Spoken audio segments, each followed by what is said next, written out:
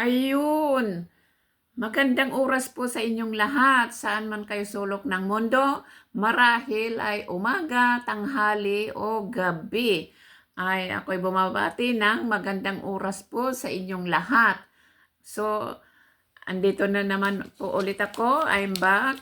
Sa medyo matagal na hindi ko pagbabalik ay I'm back. Okay? Usapang mint tayo. Menthol o kaya mint leaves. Okay? Ang tawag dito ay spearmint. Okay? O kaya menthol leaves. Ano ba ang mga possibility na benefits nito? Spearmint contains several active compounds that may offer various health benefits.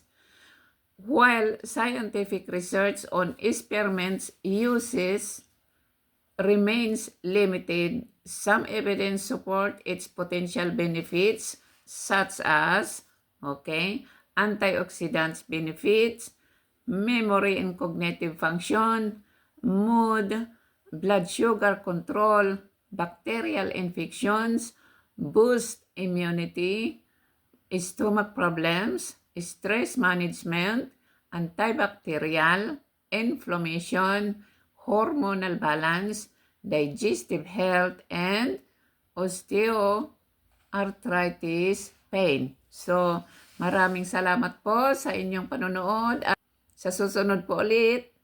At don't forget to subscribe and like and share. Putulin ko lang ha. Ugasan ko muna. Ito po siya. Nahugasan ko na. And ilagay po lang natin. Okay. Antayin natin ng mga ilang segundo. Mabango pa siya. Healthy. Okay, so from the bottom of my heart, thank you very much for watching. Bye!